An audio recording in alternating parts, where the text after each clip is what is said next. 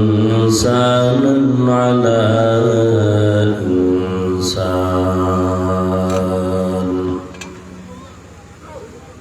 ونشهد أن لا إله إلا الله وحده لا شريك له لا ضد له ولا ند له ولا مثل له ونشهد أن سيدنا وسندنا وحبيبنا وحبيب ربنا وطبيبنا وطبيب قلوبنا ومولانا محمدا عبده ورسوله اللهم صل على محمد النبي الأمي وعلى آله وسلم تسليما وبعد فأعوذ بالله من الشيطان الرجيم بسم الله الرحمن الرحيم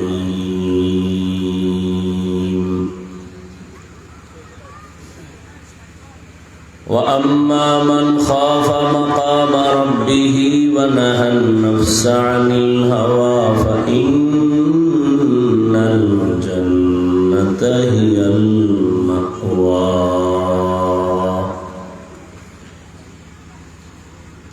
وقال رسول الله صلى الله عليه وآله وسلم اتق المحارم تكن أعبد الناس أو كما قال النبي عليه الصلاة والسلام صدق الله مولانا العظيم وصدق رسوله النبي الأمي الكريم ونحن على ذلك من الشاهدين والشاكرين والذاكرين والحمد لله رب العالمين سبحانك لا علم لنا إلا ما علمتنا إنك أنت العليم الحكيم رب اشرح لي صدري ويسر لي أمري واحلل عقدة من لساني يفقهوا قولي दुर्फशानी ने तेरे कतरों को दरिया कर दिया दुर्फशानी ने तेरे कतरों को दरिया कर दिया दिल को रोशन कर दिया आँखों को बीना कर दिया दिल को रोशन कर दिया आँखों को बीना कर दिया हकीकत खुल जाएगी बवक़्त इम्तिहान तेरे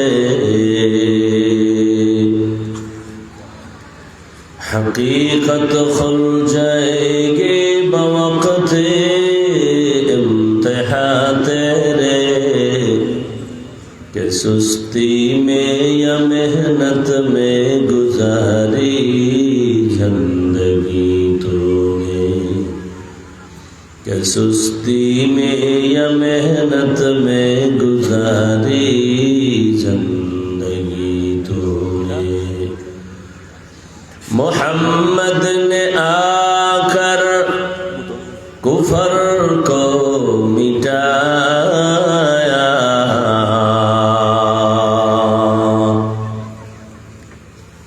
मोहम्मद ने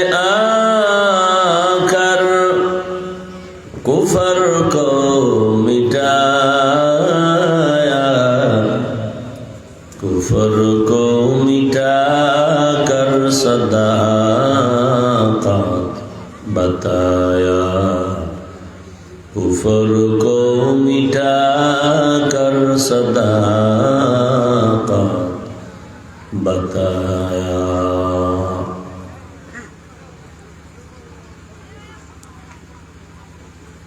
দীপিয়া ইসলামী সমাজ কল্যাণ পরিষদের উদ্যোগে আয়োজিত বার্ষিক তাফসীরুল কোরআন মহাসম্মেলন 25 জানুয়ারি 2025। উপস্থিত মোহতারাম সভাপতি, প্রধান অতিথি, বিশেষ অতিথিবৃন্দ, হযরত উলামায়ে কেরাম, অত্র অঞ্চলের বিভিন্ন স্থান থেকে আগত আল্লাহ পাকের আশিকিন, জাকিরিন, শাকিরিন, মুহিব্বিন, মুরব্বিয়ান এজাম, কলিজার টুকরা আমার সমবয়সী যুবক বন্ধুগণ, স্নেহের ছোট ভাই, পর্দার আড়ালে মা বোনেরা, আল্লাহ পাকের দরবারে শুকর যে আল্লাহ আমাদেরকে সুস্থ রেখেছেন এবং পৃথিবীর শ্রেষ্ঠ মজলিস, উলামায়ে আহলে হকের মজলিস, গুনাহ মাফের মজলিস, তওবা কবুলের মজলিস, বরকতিয়া মজলিসে আমাদেরকে হাজির হওয়ার তৌফিক দান করেছেন। নিয়ামতের শুকর আদায়ার্থে সকলেই বলি আলহামদুলিল্লাহ। ভাই মনিটরের সাউন্ড বাড়াও আর ইকো দিও না, রিভার্ব থাকবে, ইকো বন্ধ। মনিটরের সাউন্ড বাড়াও স্টেজে। উলামায়ে হযরত আলোচনা করেছেন, আপনারাও আলোচনা শুনছেন। উলামায়ে কেরামের কথাগুলো সহি তরিকায় আমল করার তৌফিক দান করেন। উলামায়ে কেরামের ইজ্জতকে আল্লাহ বেশি বেশি বাড়ায় দেন। এ মাহফিল আল্লাহ পুরো অঞ্চলের জন্য হেদায়াতের ওসিলা বানায় দেন। মাহফিলের বরকতে অত্র অঞ্চলের সমস্ত কবরওয়ালাদেরকে জান্নাত দান করেন। সংক্ষিপ্ত সময় আমি আপনাদের দোয়া নিতে আসছি এবং দু চারটি কথা বলার নিয়তে কোরআন হাকিমের এক আয়াতে কারিমা তিলাওয়াত করেছি। নবীজির হাদিস থেকে এক টুকরো হাদিস পড়েছি। ইখলাস রুহানিয়তের সমন্বয়ে সহি নিয়তে, সহি তরিকায়, সহি কিছু কথা বলতে পারি, আপনারা শুনতে পারেন মতো তৌফিক আল্লাহ দান করেন। وَأَمَّا مَنْ خَافَ مَقَامَ رَبِّهِ وَنَهَى النَّفْسَ عَنِ الْهَوَى فَإِنَّ الْجَنَّةَ هِيَ الْمَأْوَى। আল্লাহ বলেন, আমার আদালতে দাঁড়াইয়া হিসাব দেওয়ার ভয়ে দুনিয়াতে যারা নিজেকে গুনাহ থেকে বাঁচাবে তাদের সুসংবাদ, তাদের ঠিকানা জান্নাতুল মাওয়া।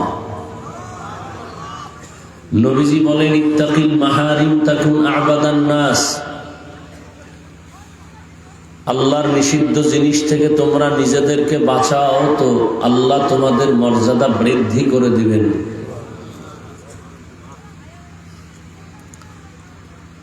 এই দুনিয়ার জীবন ক্ষণস্থায়ী। যার 1 মাসের কোনো গ্যারান্টি দেওয়া যাবে না, 1 দিনের গ্যারান্টি দেওয়া যাবে না, 1 ঘন্টারও গ্যারান্টি নাই, 1 সেকেন্ডেরও গ্যারান্টি নাই, নিঃশ্বাসের নাই বিশ্বাস। তাহলে দুনিয়াতে আল্লাহ পাঠাইছেন কেন? এ ভাই মেশিনওয়ালা কই? হ্যাঁ বুঝে না? আমি বলি যে ইকো দিও না। ইকো হয় কেন?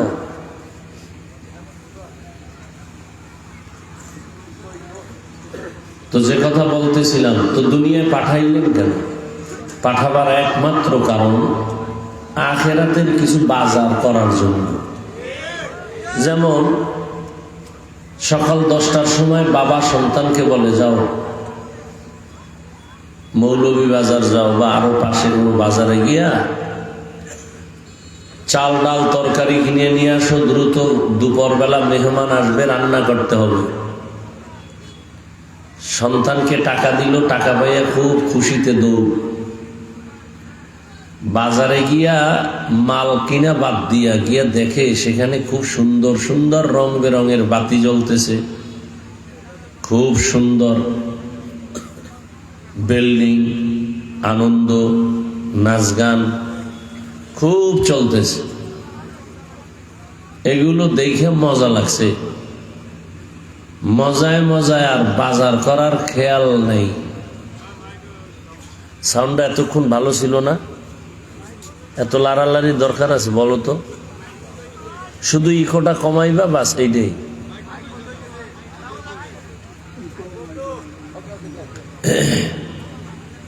সন্তান বাজারে গিয়া সব খেলার মজা পাইয়া ভুলে গেছে।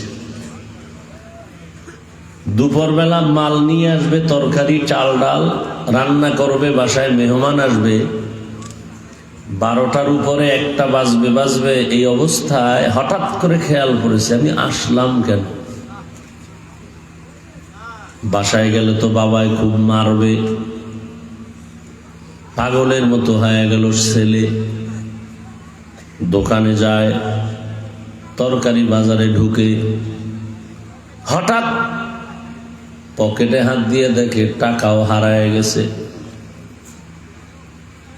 টাকাও নাই। এখন চোখের পানি ছেড়ে কান্না করে। বাবা একটা লাঠি নিয়ে অবস্থান করতেছে, বেত নিয়ে আসলেই মারবো, বাজার আনলো মারবো, দেরি হলো কেন? আর বাজার না আনলে তো ওর ঘরেই জায়গা নাই। আল্লাহ তাআলা বলেন, হে মানুষ, জমিনের মধ্যে আমি তোমাকে পাঠাবার একমাত্র কারণ আখিরাতের বাজার করবা, ঈমানের টাকা দিয়ে দিলাম। দুনিয়াতে যতক্ষণ তুমি থাকবা ততক্ষণ শুধু আমলের বাজার করবা, নামাজের আমল, রোজার আমল, তেলাওয়াতের আমল, জিকিরের আমল। কিন্তু দুনিয়ার মোহে পড়িয়া কিছু দুনিয়াদারেরা দুনিয়া রং মহল দেখা আখিরাতকে ভুলিয়া এমন এমন কিছু আল্লাহর বান্দা আছে, আল্লাহর দেওয়া ঈমানের আলো পর্যন্ত হারিয়ে ফেলেছে।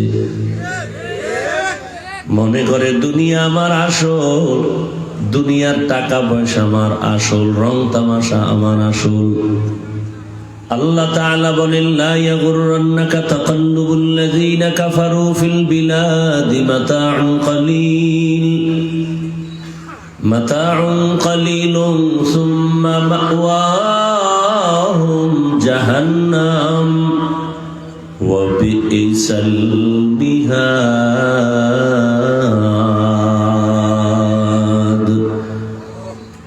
এরে আল্লাহর গোলাম, দুনিয়ার কাফের বেঈমানের বানানো গুলশান দেখে পাগল হয়ো না, এগুলোর কোনো ভ্যালু নাই। কচু পাতার উপর একটু পানি রাখলে গ্যারান্টি যেমন নাই, দুনিয়া দুনিয়া যা কিছু দেখো 1 সেকেন্ডের কোনো ভরসা নাই। বিউটি পার্লারে এক কালো মানুষ গিয়া এই পরিমাণ সাদা হইছে, একজনে দেখে কয়, ডানা কাটা ভরিরে আমার না নিলে শান্তি হবে না। বাসায় নিয়া যখন একটু রৌদ্র আর পানি লাগছে, দেখে এবার আসল রং বের হয়ে গেছে। এবার কপালের বাড়ি দেয় আর কয়, আমার কপালে তো খারাপ কেন? দুনিয়ার রং তামাশা দেখো, বিউটি পার্লারের মতো সৌন্দর্য। তোমার চোখ বন্ধ হয়ে গেলে তোমার আপন রক্তের যারা, তারা তোমার গায়ের গেঞ্জি বেলেট দিয়া কেটে রেখে তোমাকে 3টা সাদা কাপড় পরাইয়া বের করে দিবে। 1 সেকেন্ডের জন্য তোমার কেউ ঘরে রাখবে না। ছেলেরা বলবে নামাও, স্ত্রী বলবে লাশ নামাও, বলে একদিন, বলে 1 সেকেন্ডের জন্য পাহারা দেয়া যাবে না। কই তুমি বলো আমার বাড়ি, আমার গাড়ি, আমার টাকা, আমার। মরার পরে এখন তোমার 1 সেকেন্ড থাকারও কোনো ভরসা নাই, সবাই ঘর থেকে নামায় দিতে চায়। তাহলে এই দুনিয়ার কোনো মূল্য নাই। এখানে আসার একটাই কারণ, আখিরাতের আমল করো, বাজার করো। আর দুনিয়া মাজরাতুল আখিরা, দুনিয়াটা আখিরাতের ফসল কামাই করার জায়গা। قال رسول الله صلى الله عليه وآله وسلم الدنيا خلقت لكم وأنكم خلقتم للآخرة। দুনিয়াটা হলো বান্দা তোমার গোলাম, আর আল্লাহ তোমাকে আমাকে বানাইছেন তার গোলাম। দুনিয়ার সব তোমার আমার গোলামি করবে, আর তুমি আমি আল্লাহর গোলামি করব। যারা আল্লাহর গোলামি করছে দুনিয়ায়, তাদের গোলামি সবাই করছে। আর যারা আল্লাহর গোলামি বাদ দিয়া দুনিয়ার গোলাম হয়ে গেছে, টাকার গোলাম, ক্ষমতার গোলাম, নারীর গোলাম, বাড়ির গোলাম, আল্লাহর জাতের কসম, ওরা দুনিয়াও পায় নাই, আখিরাতও পাবে না। দুনিয়া দুনিয়া দুনিয়া দুনিয়া করার জন্য পাগল পাড়া ঘুমের মধ্যে দুনিয়া, নামাজে দাঁড়াইলেও দুনিয়া, টাকা টাকা। এরা এত কেন দৌড়ায়? দুইটা জিনিস তারা চায় দুনিয়াদারেরা, এক চায় শান্তি আর একটা চায় সম্মান। এক সোরাও শান্তিতে নাই, সম্মানেও নেই, একটা সোরাও নাই। 10 তলা বিল্ডিং করে কি লাভ হবে যদি বিল্ডিং ছেড়ে জঙ্গলে ঘুমানো লাগে? সুইস ব্যাংকে টাকার মাস্তানি করে কি লাভ হবে 14 গোষ্ঠী যদি খাইতে না পারে? ওই সম্মান দিয়া কি হবে? একবার ফুলের মালা, ফাইনালে জুতার মালা। চেয়ারম্যানের চেয়ারের মেয়াদ শেষ, এমপির মেয়াদ শেষ, মন্ত্রীর শেষ, ডিসির শেষ, কিন্তু কোরআনওয়ালা আখিরাতওয়ালারা যেই চেয়ারে বসছে, এ চেয়ারের তো কোনো মেয়াদই নাই। মেয়াদ থাকলে না শেষ হইবে, এটার তো মেয়াদই নেই। টাকা দিয়া সম্মান কিনলে মনে রাখতে হবে প্রথম ফুলের মালা, ফাইনালে জুতার মালা। কারণ টাকা যত দিবা ফুল, যেদিন পেটে ক্ষুধা লাগবে টাকা নাই, জুতা। ফাইনালে কি মালা? এটা কি নতুন কিছু দেখতেছেন না? এরপরেও দুনিয়া দুনিয়া দুনিয়া। হ্যাঁ, একদল দুনিয়া মুখী হয়ে গেছে, ওর চোখ অন্ধ হয়ে গেছে। অন্ধ যখন হয়ে গেল, এর চোখ আর ভালো করার কোনো কায়দা নাই, এর কলবের মধ্যে মহার পড়ে গেছে। জেনে শুনেই এরা দুনিয়া চায়, আল্লাহকে চায় না। ফেরাউন জানিয়া শুনিয়াই আল্লাহকে বলছে দুনিয়া চাই, আখিরাত চাই না। যাই না শুনেই বলছে, রাতের গভীরে কান্না করতো, হে আল্লাহ আমারে দুনিয়া দাও, আখিরাতে যা দাও দাও। দুনিয়া চাই, দুনিয়া দাও, দুনিয়া পেয়ে গেছে। আল্লাহ তাআলা বলেন এই দুনিয়ার কোনো মূল্য নাই।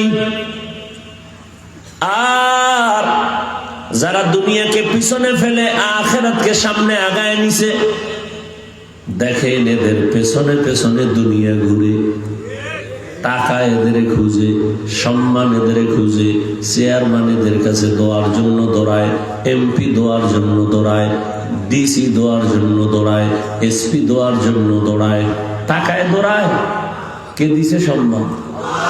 কাদের কুদরত দারি বরকামাল, আনতা রব্বি আনতা হাসবি জুল জালাল, তুহি কাদের জলিলুল্লাহ জাহাদার, বহর হালে তুহি মেরা নিগাহদার। আল্লাহ তাআলা বলেন আম্মা মান খাফা মাকাম রাব্বিহি ওয়া নাহান নাফসা আনিল হাওয়া ফাইন্নাল জান্নাতা হিয়াল মাওয়া। আল্লাহর আদালতে দাঁড়ায় অন্তরে ভয় জমা করে যারা দুনিয়াতেই গুনাহ ছেড়ে দিবা, আল্লাহর আদালতে দাঁড়ানোর ক্ষেত্রে ভয় কেন? বলে আল্লাহর আদালত বড় ভয়ঙ্কর হবে। দুনিয়ার আদালতেই যখন হাজিরা দিতে যায়, যত বড় টাকাওয়ালা হোক না কেন, তার মধ্যে ভয় কাজ করে। না জানি বিচারক আমারে ডানে বামে রায় দিয়ে দেয়, না হ্যান্ডকাপ লেগে যায়, খানা দানা বন্ধ, আশেপাশে স্ত্রী পরিবার সবাই পেরেশান। আর আল্লাহর আদালত তো আরো কঠিন হয়ে যাবে।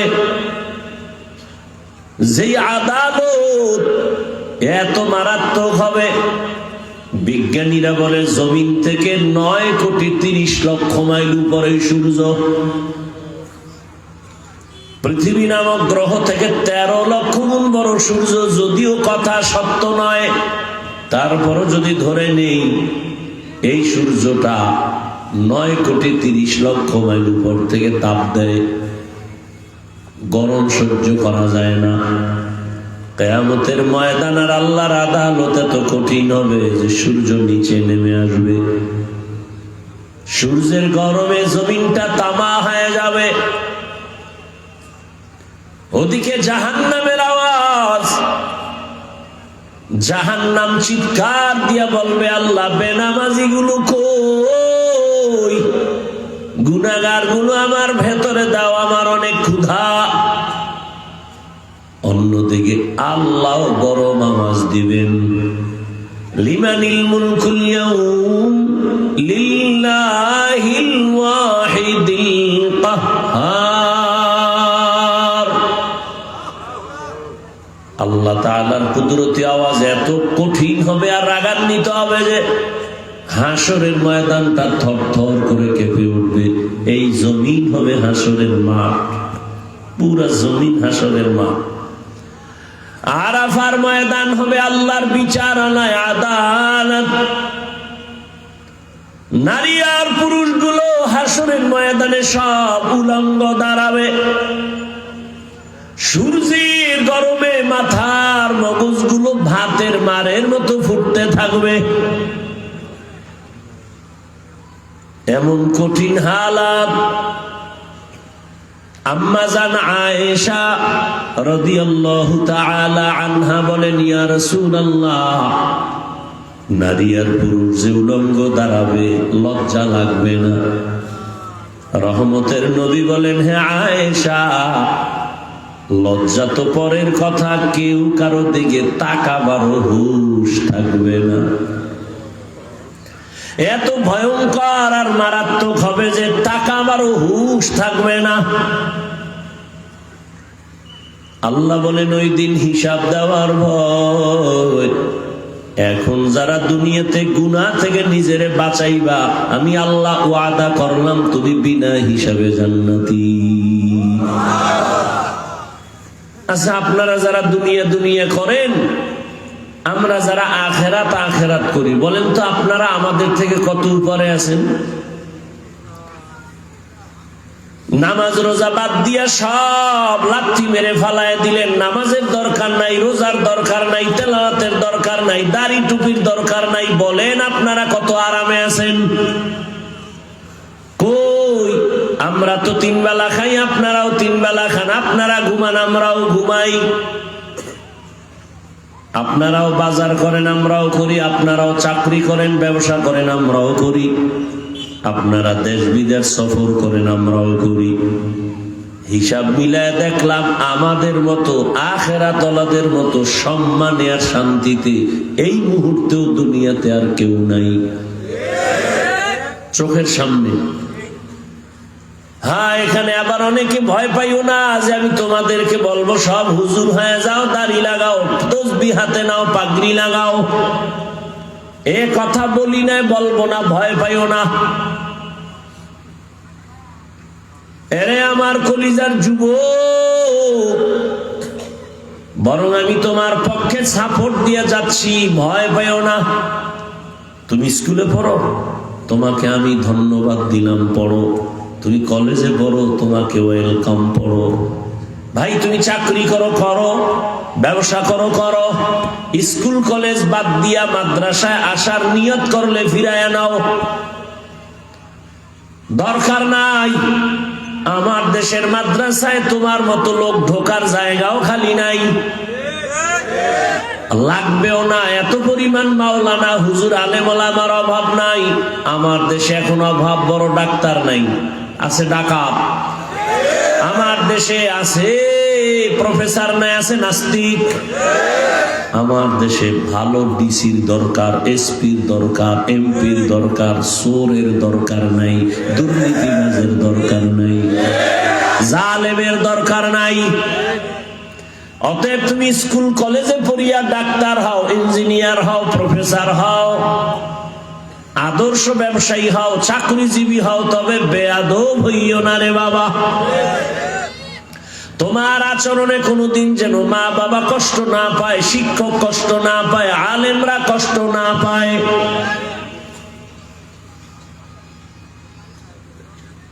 এই জন্য তোমার জীবনে সফল ডাক্তার যদি হতে চাও, সফল ইঞ্জিনিয়ার যদি হতে চাও, মানো আর না মানো লেখা রাখিস। যুবকদের বলছি, সফল একটা মানুষ যদি হইয়া মরতে চাও, তোর নামে ইতিহাস লেখা হবে, কবি নজরুলের মতো গর্ব করবে সবাই। সেই জীবনটা যদি চাও, ডাক্তার হইয়াও তোমার আদর্শওয়ালা হতে হবে। দুই পুঁজি তোমার লাগবে, একটা হলো সুস্থতা, আর একটা হলো সুন্দর চরিত্র। তুমি চরিত্র খারাপ, যত সুস্থ হও তোমারে জুতা ছাড়া কেউ আর দিবে না। আবার তুমি চরিত্র ভালো কিন্তু অসুস্থ, কোথাও তোমারে চাকরিতে কেউ নিবে না। সুস্থতাও লাগবে, চরিত্র সুন্দরও লাগবে। আর এই দোনোটারে জবাই করতেছো নিজের হাতে গজবের মোবাইল নিয়া। মোবাইলের কারণে দিন দিন কিন্তু অসুস্থ হয়ে যাইতেছো, খবর নাই। এই মোবাইলের কারণে চরিত্র ধ্বংস হয়ে যাচ্ছে, খবর নাই। মোবাইলের কারণে সারা রাত ঘুম নষ্ট করেছো, চেহারা নষ্ট, কিডনি নষ্ট, ব্রেন নষ্ট, হার্ট নষ্ট। নিজের ক্ষতি নিজে করে। এটা পাগলও করে না, রাস্তার পাগল। তা রাস্তার পাগল থেকেও তুমি খারাপ। এই মোবাইলের কারণে চোখের পাওয়ার চলে যাচ্ছে, খবর নাই। কানের পাওয়ার থাকে না, তোমার জিন্দেগি বরবাদ, লেখাপড়া বরবাদ, চরিত্র বরবাদ। এই মোবাইলকে কেন্দ্র করে মায়ের সাথে বেয়াদবি, বাবার সাথে বেয়াদবি, শিক্ষকের সাথে বেয়াদবি, আলেমের সাথে বেয়াদবি। এই মোবাইলকে ঠিক রাখতে গিয়া মায়ের টাকা চুরি করছো, বাবার টাকা চুরি করেছো। করো চুরি, মনে করো বাবারটা করি তো আর সমস্যা কি? তবে লিখে রাখ, বাবার টাকা কিন্তু বাবার না, সব তোমার, সব তোমার। তোমার বাবা এখন মরে গেলে পুরা জিম্মাদারি তোমার চলে আসবে।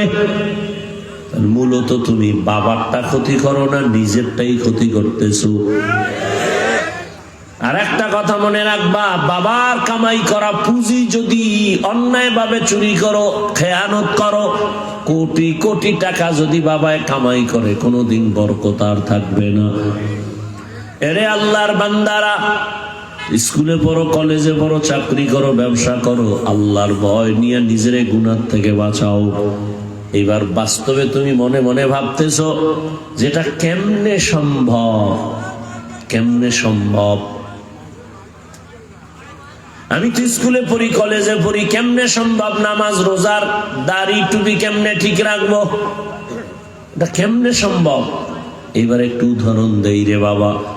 ও আমার যুবক বাবারা, ভালো করে নজর করে দেখো, জীবনে কোনোদিন মাদ্রাসায় পড়ে নাই, কোনোদিন আলিফ বাতাও শিখে নাই। তোমার মতো যুবক স্কুলে পড়ে, কলেজে পড়ে, চাকরি করে, ব্যবসা করে, 5 বেলার নামাজ পড়ে, সত্য কথা বলো আসেনি? কে যুবকেরা খুব মাস্তানি ভাবলো গুরু না? হ্যাঁ ভাইরা আমার, ও যুবক বাবা, তোমার মতো যুবক র্যাব, আর্মি, পুলিশ, বিডিআর এর চাকরি করে 5 ওয়াক্ত নামাজি আসেনি? তোমার আল্লাহ বিবেক দিছে, প্রশ্ন করি, বলো তুমি কেন পারো না? তোমার মতো যুবক ওসি, ডিসিএসপি, 5 ওয়াক্ত নামাজি, তোমার মতো যুবক স্কুল কলেজে পড়ে, নামাজ ছাড়ে না, বলো তুমি কেন পারো না? তোমার মতো যুবক রাস্তায় গাড়ি চালায়, নামাজ ছাড়ে না, তুমি কেন পারো না? অবশ্যই তোমার কপালে অভিশাপ লাগছে কারো, মা বাবার বরদোয়া লাগাইছো কিনা জানা নাই, শিক্ষকের বরদোয়া লাগছে কিনা জানা নাই, আলেমের কলিজায় আঘাত দিছো কিনা জানা নাই। না হয় তোর মতো যুবক যদি রাস্তায় গাড়ি চালায়, নামাজ পড়ে, তুমি কেন পারবা না? তোমার মতো যুবক যদি চেয়ারম্যান, মেম্বার, এমপি, মন্ত্রী হয়, নামাজ পড়ে, তুমি কেন পারবা না? তোমার মতো যুবক যদি নদীর মধ্যে মাছ ধরে, নামাজ পড়ে, তুমি কেন পারবা না? তোমার মতো যুবক যদি ময়দানে কৃষি কাজ করে, নামাজ পড়ে, তুমি কেন পারবা না? অবশ্যই তোমার কপাল খারাপ, তোমার কপাল অভিশপ্ত কপাল, তোমার কপালে কারো বরদোয়া লাগছে। তুমি কেন নামাজ পড়তে পারো না? না পড়ো, এরপরে যদি অন্তরে দুঃখ থাকে, হুজুর পাইলে যদি দোয়া চাও, হুজুর নামাজ পড়তে পারি না, দোয়া কইরেন, চেষ্টা করতে যেন পারি। আর যদি এমন বেয়াদব হও,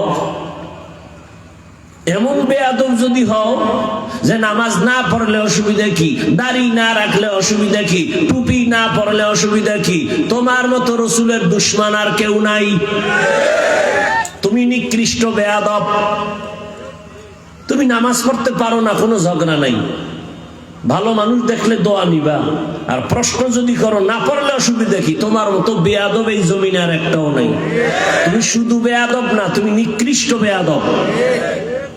লিকুল্লি শাইইন জিনাতুন ফিল ওয়ারা ওয়া জিনাতুল মারই তামামুল আদাবি আজ খোদা খা হিমে তৌফিক আদব বেআদব মাহরুমে গাশ আজ ফজলে রা।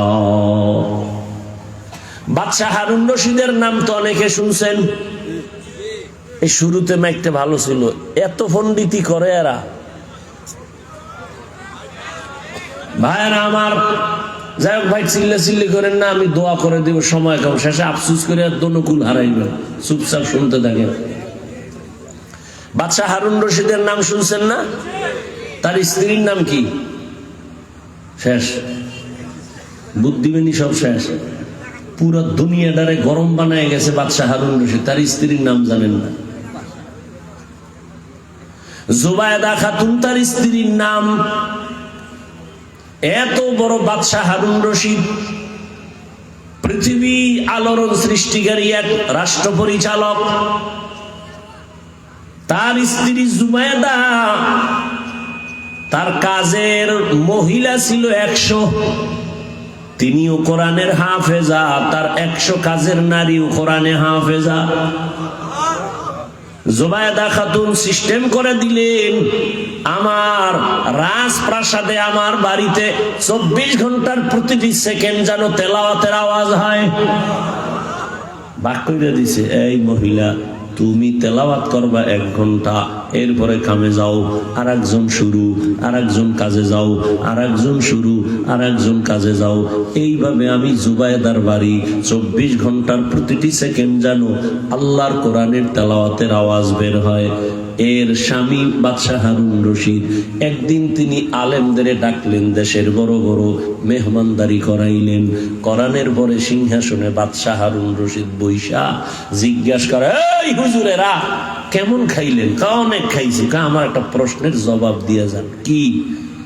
বলে, আমি কি জান্নাতি নাকি জাহান্নামী? সব ওলামায়ে কেরাম এক আওয়াজে বললেন, এটা কেমনে বলা যায়? কে জান্নাতি কে জাহান্নামী বলার কোনো উপায় নাই। হ্যাঁ, আপনার আমলের কারণে এতটুকু বলা যায়, আপনি জান্নাতের পথে আছেন, কিন্তু জান্নাতি বলা যাবে না। আপনি যদি অন্যায় করেন বলা যাবে আপনি জাহান্নামের পথে আছেন, কিন্তু আপনি জাহান্নামী বলা যাবে না। একজন একজন একজন একজন সব এই জবাব দিছে। বাদশাহ হারুন রশিদ কাদাম খাওয়াইয়া লাভ হইল কি? আমারে জান্নাতিও কইতে পারলেন না, জাহান্নামীও বলতে পারলেন না, লাভ হলো কি খানা খাওয়াইয়া? বাদশাহ হারুন রশিদ সিংহাসনে বসা, পেছনে একটা বাচ্চা দাঁড়ায় গেল। ওই আলেমদের মজলিসের পিছনে কে দাঁড়াইছে? 9 বছরের এক বালক দাঁড়ায় গেছে। কয় বছর? দাঁড়ায় হাত উঁচু করে কয়, বাদশাহ মহারাজ যদি অনুমতি দেন আমি একটু কথা বলব। বলো। না, এত সোজা না, সামনে আমাকে জায়গা করে দেন। বাদশাহ হারুন রশিদ কয়, তাড়াতাড়ি রাস্তা করো, বাচ্চাটারে আসতে দাও। বালক সামনে আইসা দাঁড়াইয়া এরপরে ডাক দিয়া কয়, বাদশাহ প্রশ্নটা কি? কয়, বলো আমি জান্নাতি নাকি জাহান্নামী? আচ্ছা বলেন, আমার একটা প্রশ্ন আছে। কি? যিনি প্রশ্ন করে সে বড় না যে জবাব দেয় সে বড়? কে বড়? আরে কথা কন না কেন? যে জবাব দেয়, তাই তো? হারুন রশিদ কাহা যে জবাব দেয় সেই তুলনামূলক একটু পজিশন বড়। সত্যি কাহা সত্যি। তাহলে সিংহাসনে আমারে বসায় দেন, আপনি নিচে আইয়েন। আমাকে সিংহাসনে বসায় দেন, আপনি নিচে আসেন। বাদশা তো দুনিয়াদার না, দিনদার। এ কথা কওয়ার পরে বাদশা কয়, এই উজিরে আজম, তাড়াতাড়ি আমার নিচে বিছানা দাও, বাচ্চারে উঠায়া দাও। বাদশা হারুন রশিদ নিচে নাইমা বালক 9 বছরের সিংহাসনে যখন বসছে, বৈশাই একটা ভূমিকা দিয়া বলল, যার মধ্যে কোরআনের এলেম আছে তাদের সম্মান তো এমনই হয়। তাদের সম্মান এলমেরা এজাজ করদন বেহিসাব, এলমেরা এজাজ করদন বেহিসাব, খলকেরা দাদন জওয়াবে বাসওয়াব হক নদারত, দোস্তে খলকা জারেরা নিস্তে ই খসলত একে দিনদারেরা। বাচ্চাটা বালক ডাক দিয়ে কয়, এলেমের সম্মান তো এমনই হয়। এত বড় বাচ্চা নিচে বসে আছে, আর আমার মতো 9 বছরের বালকের সিংহাসনে বসায় দিছে। এটা চেহারা দিয়া হয় না, টাকার বাহাদুরিতে হয় না, আল্লাহর দেওয়া এলেমের সম্মানে হয়। এইবার বলে আবার প্রশ্ন করেন, আলেমরা তো চাইয়ে রয়েছে সব, আমরা বললাম হবে না, আর এই বাচ্চা কি বললে জবাব দিবে। এবার বলে প্রশ্নটা আবার করেন। বাদশা হারুন রশিদ বলে, বলো বালক, আমি জান্নাতি না জাহান্নামী? বলে তাহলে আমাকে আগে বলেন, আপনার জীবনে এমন কোন কাজ সামনে আসছে যে আপনি চাইলেই অনায়াসে জেনা করতে পারতেন, মারাত্মক অন্যায় করতে পারতেন, আল্লাহর ভয় অন্যায়টা করেন নাই? কি একটা দুইটা, শত শত সুযোগ ছিল জিনা করার, আল্লাহর ভয় করি নাই, গুনাহ করার, আল্লাহর ভয় করি নাই। বালক ডাক দিয়া বলেন, আপনি নিশ্চিত জান্নাতি। সব আলেমগো মাথা গরম হয়ে গেল, নিশ্চিত জান্নাতি কেমনে বললা? বলো হে বালক। বালক বলে, আমার আব্বা বলছে, এমনটা না, গায়ের জোরে না, কোরআনের আয়াত। ওয়া আম্মা মান খাফা মাকাম রাব্বিহি ওয়া নাহান নাফসা আনিল হাওয়া ফাইন্নাল জান্নাতা হিয়াল মাওয়া। हर के दारद खौफे हकदार दिल मदाहुल जन्नतुल मावा देहद রামাকাম। আল্লাহ ওয়াদা করেছেন, যারা আমার আদালতে হিসাব দেওয়ার ভয় নিজেকে গুনাহ থেকে বাঁচাবে, আমি আল্লাহ ওয়াদা দিলাম তার ঠিকানা জান্নাতুল মাওয়া, তার ঠিকানা জান্নাতুল মাওয়া। আল্লাহ ওয়াদা দিলেন। এই বালক যেমন তেমন বালক না, জমানার বড় একজন আল্লাহর প্রিয় গোলাম। ভবিষ্যতে যার কথায় চলবে দুনিয়ার হাজারো কোটি কোটি মানুষ, এখনো চলতেছে তার কথায়। এই ব্যক্তি হলেন 4 মাযহাবের 4 ইমামের একজন, ইমাম শাফিঈ রাহমাতুল্লাহ আলাইহি। এলমেরা এজাজো করদন বেহিসাব, খলকেরা দাদন জওয়াবে বাসওয়াব। ও আমার কলিজার যুবক বাবারা, বৃদ্ধ বাবাজিরা, পর্দার আড়ালের মা বোনেরা, এখনো সময় আছে। আপনার মনের বুঝাইতে থাকেন, এরে মন, আমার মতো যুবক যদি জেনারেল লাইনে থাকিয়া স্কুল কলেজে পড়িয়াও নামাজ পড়ে, আমি কেন পারবো না? আমার মতো জেনারেল লাইনের মানুষটা যদি চাকরি করে নামাজ পড়ে, ব্যবসা করে নামাজ পড়ে, আমি কেন পারবো না? এখনো সময় আছে, তওবা করো। মা বাবার দোয়া নিয়া এখনো সময় আছে, ফিরে যাও। আলেমদের দোয়া নাও, শিক্ষকের দোয়া নিয়ে তওবা করো। আর যতদিন আল্লাহ বাঁচাইবা, জীবনে আর নামাজ ছাড়বো না, আর দাড়ি কাটবো না, বেপরদায় চলবো না, মা বাবার সাথে বেয়াদবি করবো না। উলামায়ে কেরামের দোয়া নিয়া, শিক্ষকের দোয়া নিয়া, নবীজির তরিকা মেনে চলবো। তওবা করার মতো যদি অন্তর তৈরি হয়, মুনাফিকি না থাকে, খাঁটি তওবার নিয়ত যাদের আছে, দুটো হাত আল্লাহকে দেখাও। আয় আল্লাহ, হাতগুলো কবুল